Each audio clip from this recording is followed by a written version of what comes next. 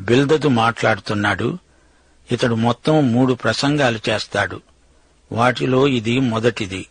షూహీయుడైన బిల్దదు అన్నాడు, ఎంతకాలము నీవిట్టి మాటలు పలుకుతావు యోబు?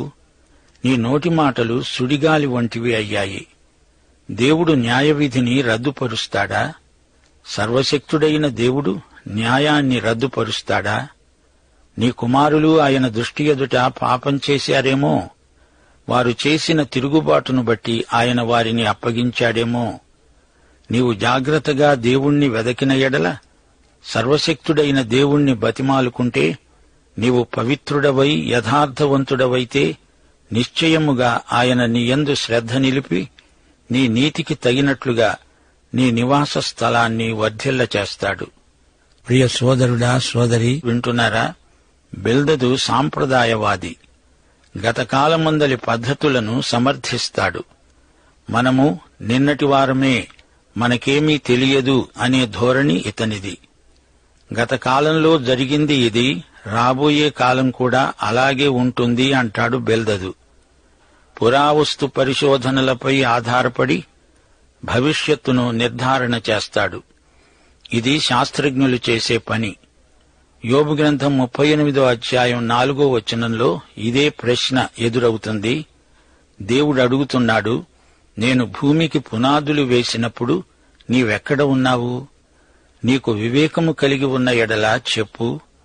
బిల్దదు వాదం గతకాలాన్ని గురించి. నేను బాలుడనై ఉన్నప్పుడు మేము పూర్వం ఈ విధంగా చేసేవారము అంటూ వెనకటి సంగతులు ఏకరువు పెడతారు. బిల్దదుకు ఎన్నెన్నో సామెతలు వచ్చు, కాని ఇతని వేదాంతోపన్యాసం ద్వారా యోబుకు మాత్రం ఏమీ ప్రయోజనం లేదు. బిల్దదు యోబును పట్టుకొని అంటున్నాడు, నీ మాటలు గాలి మాత్రం కాదు, సుడిగాలి లాంటి మాటలు నీవి యోబు. వీరి ప్రసంగాలు చాలామంది ఆసక్తితో వింటున్నారు. బిల్దదు అంటున్నాడు, యోబు, నీవు ఎన్నైనా చెప్పు, నీ పాపానికి తగిన శిక్షే ఇది.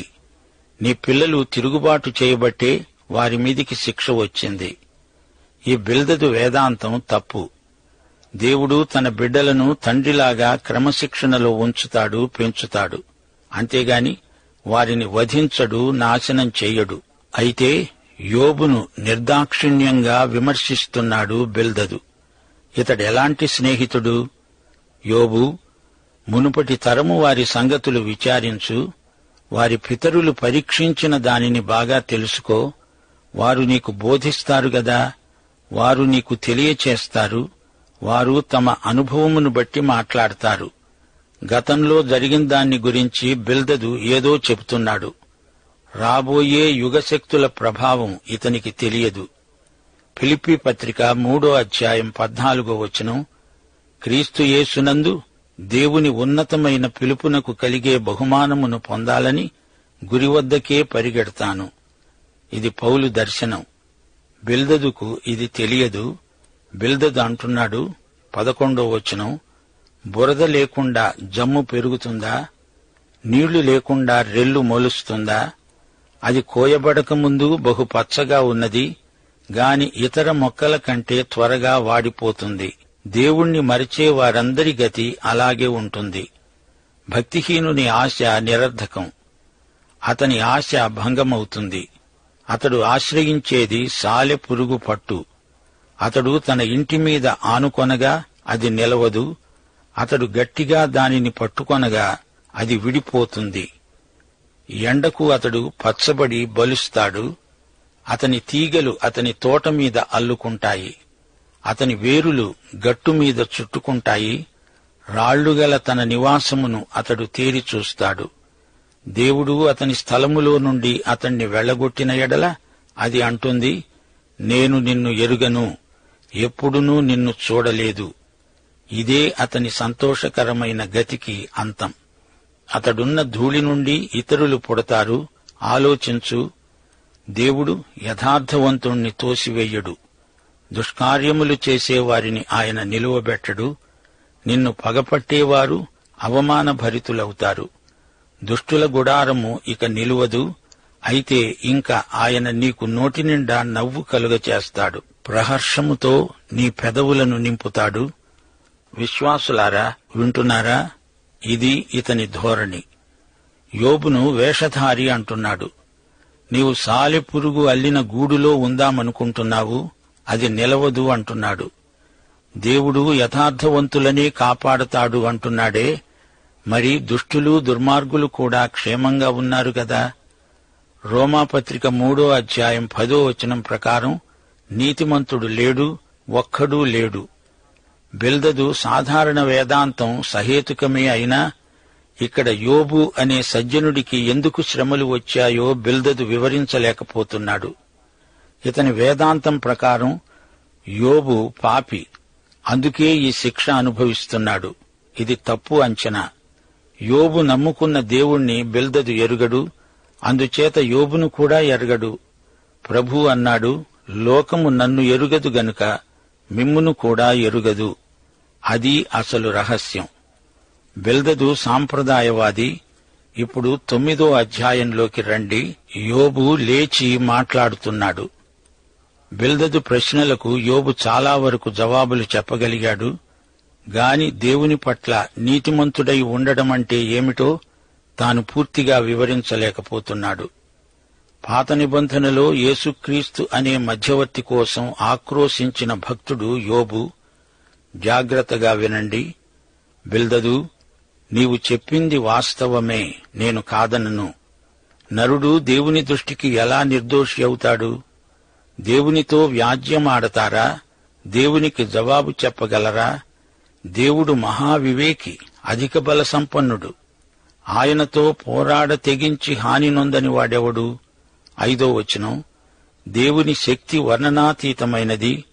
దేవుడు పర్వతాలను తొలగించగలడు, వాటిని బోర్లదోయగలడు, భూమిని కదిలించగలడు, భూమిని మోసే స్తంభాలను అదిరిపోయేటట్లు చేయగలడు. సూర్యోదయ సూర్యాస్తమయాలను ఆయన శాసించగలడు. నక్షత్రాలను మరుగుపరచగలడు. సముద్ర తరంగాల మీద దేవుడు నడువగలడు. స్వాతి, మృగశీర్షకు, కృత్తిక అనే నక్షత్ర రాశులకు ఆయనే సృష్టికర్త. ఎవడూ తెలుసుకోలేని మహత్కార్యాలు, లెక్కలేనన్ని అద్భుత క్రియలు ఆయన చేయగలడు. ఆయన నాకెంతో సమీపంగా ఉన్నా నేను ఆయనను కనుగొనలేను. ఆయన నాకు కనబడడు. ఆయన నన్ను పట్టుకపోతే ఆయనను అప్పగించగలవాడెవడు? దేవా, నీవేమి చేస్తున్నావు అని ఆయనను అడుగదగిన వాడెవడు? 13వ వచనం, యోబు దేవుడడిగే ప్రశ్నలకు జవాబు చెప్పజాలడు. అయితే దేవునికి ప్రార్థన చేయగలడు. యోబు అంటున్నాడు, దేవుని కోపం చల్లారదు. రాహాబు సహాయకులు ఆయనకు లోబడవలసిందే. రాహాబు అనేది అధిక బలం గల వింత ప్రాణి. దేవునికి ప్రత్యుత్తరమివ్వటానికి నేనేపాటివాణ్ణి? నేను నిర్దోషినే అయినా ఆయనకు ప్రత్యుత్తరం చెప్పజాలను. న్యాయకర్త అని నేనాయనను బతిమాలుకుంటాను, ప్రార్థిస్తాను. 16వ వచనం, యోబుకు అర్థం కావటం లేదు. దేవుడు నిజంగా ప్రార్థనకు జవాబిస్తాడా? నేను మొర్రపెట్టినప్పుడు ఆయన నాకు ఉత్తరమిచ్చినా ఆయన నా మాట ఆలకించాడని నేను నమ్మజాలను. 17వ వచనం, యోబు దేవుని మీద నిష్ఠురాలు పలుకుతున్నాడు. తనకెందుకీ దురవస్థ? ఆయన ఆలకింపక పెనుగాలి చేత నన్ను నలగగొడుతున్నాడు. నిర్నిమిత్తంగా నా గాయాలను విస్తరింపచేస్తున్నాడు. ఆయన నన్ను ఊపిరి పీల్చుకోనియడు. చేదైన వాటిని నాకు తినిపిస్తాడు. 19వ వచనం నుండి, తనకు అన్యాయం జరిగిందని, తన నిస్సహాయ స్థితిలో తనను ఎవరూ పట్టించుకోవటం లేదని వాపోతున్నాడు యోబు. బలవంతుల శక్తిని గురించి వాదము కలుగగా నేనే ఉన్నాను అంటాడాయన. న్యాయవిధిని గురించి వాదము కలుగగా ప్రతివాదిగా నుండ తెగించేవాడెవడు అంటాడాయన. నా వ్యాజ్యం న్యాయమైన, నా మాటలు నా మీద నేరం మోపుతాయి. నేను యథార్థవంతుణ్ణే అయినా దోషి అని ఆయన నన్ను నిరూపిస్తాడు. నేను యథార్థవంతుణ్ణే అయినా నాయందు నాకిష్టం లేదు. నేను నా ప్రాణాన్ని తృణీకరిస్తున్నాను. 22వ వచనం, దేవునికి తన మీద దయలేదని, దేవుడు దుర్మార్గులకే సాయం చేస్తున్నాడని యోబు సణుగుతున్నాడు. దేవుడు ఏది చేసినా ఒకటే. యథార్థవంతులనేమి దుష్టులనేమి భేదము లేకుండా ఆయన అందరినీ నశింపచేస్తున్నాడని నేను వాదిస్తున్నాను. సమూల ధ్వంసము ఆకస్మికముగా కలిగి నాశనము చేయగా నిర్దోషుల ఆపదను చూచి ఆయన హాస్యం చేస్తాడు. భూమి దుష్టుల చేతికి అప్పగించబడి ఉన్నది. వారి న్యాయాధిపతులు మంచి చెడ్డలు గుర్తించలేకుండా ఆయనే చేస్తాడు. ఆయనగాక ఇవి అన్నీ జరిగించేవాడు మరి ఎవడు? 25వ వచనం. దేవుణ్ణి గురించి నిష్ఠురాలు మాట్లాడుతున్నాడు యోబు. పరుగు మీద పోయేవాని కంటే నా దినాలు త్వరగా గతిస్తున్నాయి. క్షేమము లేకుండానే అవి గతించిపోతున్నాయి. రెల్లు పడవలు దాటిపోయేటట్లు అవి జరిగిపోతాయి. ఎరమీదికి విసురున దిగే పక్షిరాజు వలె అవి త్వరపడిపోతాయి.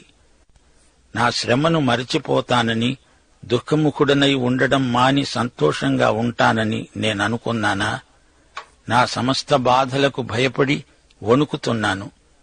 నీవు నన్ను నిర్దోషిగా ఎంచవనే సంగతి నేను నిశ్చయంగా ఎరిగి ఉన్నాను. నన్ను దోషిగా ఎంచవలసి వచ్చింది గదా, నాకీ వ్యర్థ ప్రయాసమెందుకు? నేను హిమముతో నన్ను నేను కడుక్కున్నా, సబ్బుతో నా చేతులు కడుక్కున్నా, నీవు నన్ను గోతిలో ముంచుతావు. అప్పుడు నేను నా స్వంత వస్త్రాలకై అసహ్యుణ్ణి అవుతాను. 32వ వచనం నుండి యోబు తనకు దేవునికి మధ్యవర్తి ఒకడు ఉంటే ఎంత బావుండు అనుకుంటున్నాడు. తాను దేవునికి ఏమి చెప్పుకుందామన్నా మధ్యవర్తి ఏడి? ఆయన నావలే నరుడు కాడు. నేను ఆయనతో వ్యాజ్యమాడజాలను. మేము కలిసి న్యాయ విమర్శకు పోలేము. మా ఇద్దరి మీద చెయ్యి ఉంచదగిన మధ్యవర్తి మాకు లేడు. ఆయన తన దండమును నా మీది నుండి తీసివేయాలి. నేను భ్రమసిపోకుండా ఆయన తన భయంకర మాహాత్మ్యమును నాకు కనబరచకుండా ఉండాలి. అప్పుడు ఆయనకు భయపడక నేను మాట్లాడతాను. ఏలయనగా నేను అట్టివాడను కాననుకుంటున్నాను. విశ్వాసులారా, గ్రహించండి. నీతిమంతుడెవరు? ఒక మనిషి ఎలా నీతిమంతుడవుతాడు? ఈ విషయం అతనికి అంతుచిక్కటం లేదు. యోబుకు సువార్త కావాలి. అతడు సువార్త వినాలి. దేవుడు తనకెంతో దూరంగా ఉన్నట్లు యోబుకు అనిపిస్తున్నది. దేవుని సమీప సన్నిధిని గురించిన చైతన్యం యోబుకు కలగటం లేదు. యోబు కంగారు పడిపోతున్నాడు. రోమాపత్రిక 7వ అధ్యాయం 18వ వచనంలో పౌలు అన్నాడు, నాయందు అనగా నా శరీరమందు మంచిది ఏదీ నివసింపదని నేనెరుగుదును. అయితే ఆత్మ నింపుదల ద్వారా క్రీస్తునందు నీలో మంచితనం ప్రవర్తిల్లుతుంది. ఆ సంగతి యోబుకు తెలియదు. అతడు శిలువకు అవతలి వైపున ఉన్నాడు. దేవునికి నేను జవాబు చెప్పలేను అంటున్నాడు యోబు. మనకిప్పుడు యేసుక్రీస్తు అనే ఉత్తరవాది మధ్యవర్తి ఉన్నాడు. దేవునికి స్తోత్రం. దేవుడొక్కడే. దేవునికి మనుష్యులకు మధ్యవర్తి ఒక్కడే. ఆయనే యేసుక్రీస్తు అనే నరుడు. యేసు పాపరహితుడైన మానవుడు. ఆయన శిలువ మీద మానవులందరి కోసమై చనిపోయాడు. తన రక్తం కార్చాడు. యేసు మానవులకు ఏకైక రక్షకుడు. యేసు మరణమే పాపికి శరణం. యోబుకు 1 తిమోతి 2వ అధ్యాయం 5వ వచనంలోని మధ్యవర్తి అనగా యేసుక్రీస్తు కావాలి. యేసు దైవనరుడు. యేసు ఒక చెయ్యి నీ మీద, మరో చెయ్యి దేవుని మీద ఉంచి తాను ఇద్దరికీ మధ్యవర్తిగా ఉన్నాడు. పాత నిబంధన గాని కొత్త నిబంధన గాని యేసునందే రక్షణ అని వేనోళ్ల చెబుతుంది. విశ్వాసులారా, వింటున్నారా? ఎలీఫజు మానవుడు పాపి అన్నాడు. బిల్దదు దేవుని న్యాయశీలాన్ని గురించి మాట్లాడుతున్నాడు. వీరిద్దరి సిద్ధాంతం సరైందే కాని సిద్ధాంతం ముగింపులో తప్పటడుగు వేశారు. దేవుణ్ణి తమ సిద్ధాంతపు బోనులో బంధించాలని విఫల ప్రయత్నం చేశారు. ఈ గ్రంథం ముగింపులో యోబు అతని స్నేహితులు పరమసత్యం నేర్చుకుంటారు. దేవుడు సిద్ధాంతాలకు అతీతుడు. దేవుణ్ణి సిద్ధాంతపు మాటలకు పరిమితం చేయకూడదు. బిల్దదు సాంప్రదాయవాది. గతకాలపు ప్రదర్శనశాలలో నుంచి ఏదో తెచ్చి చూపుతానంటాడు. భవిష్యత్తును సమాధుల తోటగా చేస్తున్నాడు బిల్దదు. భవిష్యత్తు మనకు మహోజ్వలమైనది. భూతకాల భూతాన్ని భూతద్దంలో పెట్టి చూపుతావా బిల్దదు? నీ కోవకు చెందినవారు నేటికి మా మధ్య ఉన్నారు. ప్రభువు వీరిని కరుణించు. ప్రార్థన చేసుకుందాం. మహిమగల మా తండ్రి, నీకు మా హృదయపూర్వకమైన కృతజ్ఞతాస్తుతులు సమర్పిస్తున్నాము. యోబులాగా అనేక మంది విశ్వాసులు బాధలతో ఉన్నారు. అనేక విధాలుగా శ్రమలు చెందుతున్నారు. నేటి వరకు కూడా ఎందరో నీ నామ ఘనత నిమిత్తమై ప్రాణాలొడ్డిన వారున్నారు.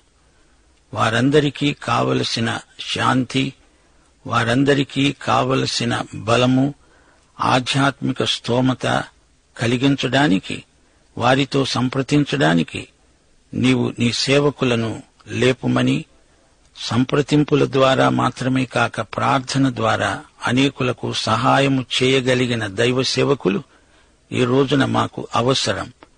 అట్టి వారిని నీవు విరివిగా వాడుకొనుమని, మహిమ పొందుమని, సంఘ క్షేమాభివృద్ధి నిమిత్తమై పాటుపడుతున్న బిడ్డలనందరినీ, సువార్థికులను ఇంకను బలపరచుమని, సువార్త సేవలో అధిక విజయము సాధించి మంచి పంట కోయగలిగే అద్భుతమైన కృప నేటి సంఘానికి నీవు దయచేయాలని వేడుకుంటూ యేసుక్రీస్తు వారి దివ్యనామమున ప్రార్థన చేస్తున్నాము తండ్రి. ఆమేన్.